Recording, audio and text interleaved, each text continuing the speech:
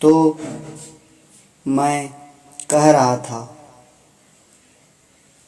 श्रीमद् भागवत महापुराण क्या है। सज्जनों, श्रीमद् भागवत महापुराण क्या है। मैं यहाँ बैठा हूँ तो केवल विशुद्ध भागवत जी का कथा कहूँगा, और आप लोगों ने जिन्होंने नहीं सुनी है भागवत, सुनो, प्रेम से सुनो। श्रीमद् भागवत महापुराण क्या है। निगम कल्प तरोर्गलितम फलम, अर्थात निगम कहते हैं वेद को। निगम का मतलब क्या है? वेद।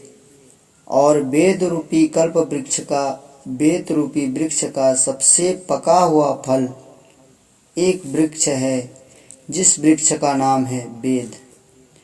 और उसी वृक्ष के सबसे रसमय, सबसे पका हुआ जो फल है वो श्रीमद् भागवत महापुराण है।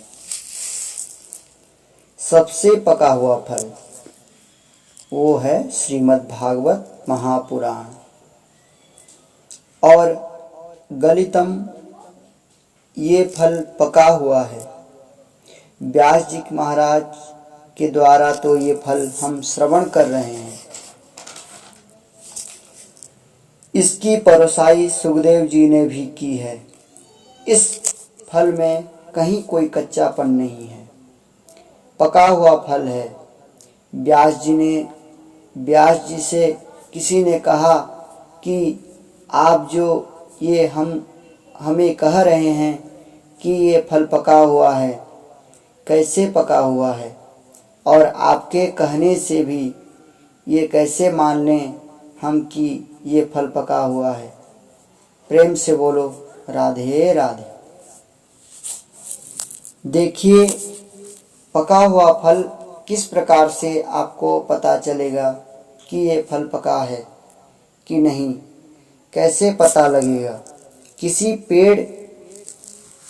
पेड़ पे आप अगर पत्थर मारोगे, उस पेड़ की डाली से अगर कोई फल आपके पास आकर के गिर गया तो जरूरी नहीं है कि वो फल पका हुआ है, कच्चा भी गिर सकता है।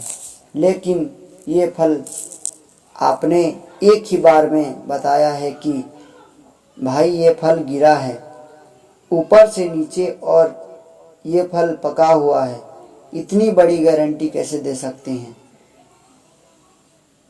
आप बोले पहली बार गारंटी इसलिए है कि अपने आप गिरा है। किसी भी वृक्ष के कोई भी फल अपने आप गिर जाता है तो आंख बंद करके मान लीजिए कि वो फल पका हुआ है। इसलिए वृक्ष के उसे छोड़ दिया है। और ये भी जो फल है ये भी एकदम अपने आप ही आया है नीचे। तो इतनी ऊंची ऊंची शाखाओं से आया होगा व्यास जी महाराज, तो क्या फूट नहीं गया होगा। इसमें बचा ही क्या होगा।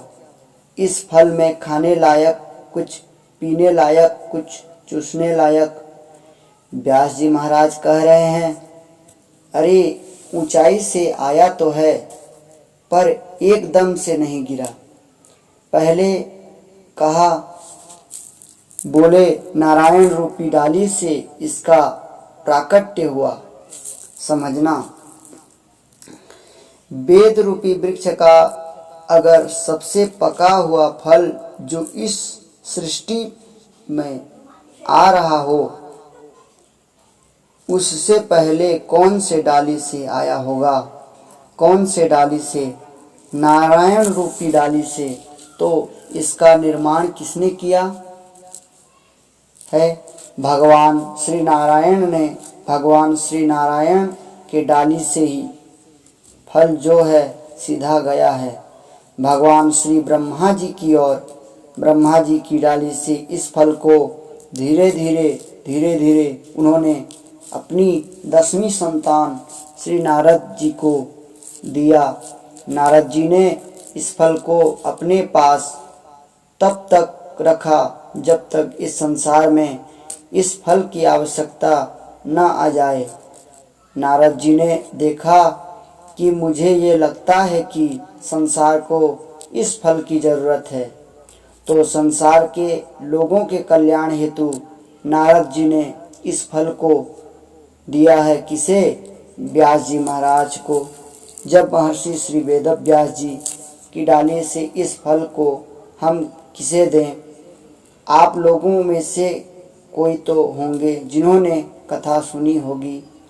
एक दो बार तो आप मुझे बताओ, व्यास जी महाराज को ये फल किसको दिया?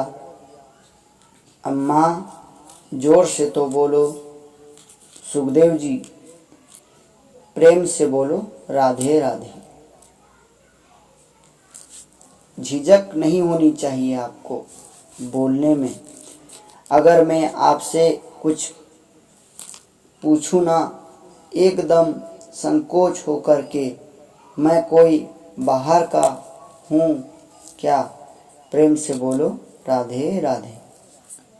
तो व्यास जी की शाखा से उस फल को सुखदेव जी ने महाराज ने ग्रहण किया है और सुखदेव जी के माध्यम से हम सब लोग राजा परीक्षित के द्वारा इसका आनंद ले रहे हैं। धीरे धीरे करके आया है ये। बोले श्रीमद् भागवत महापुराण की जय। व्यास जी महाराज की जय। श्री कृष्णचंद्र भगवान की जय।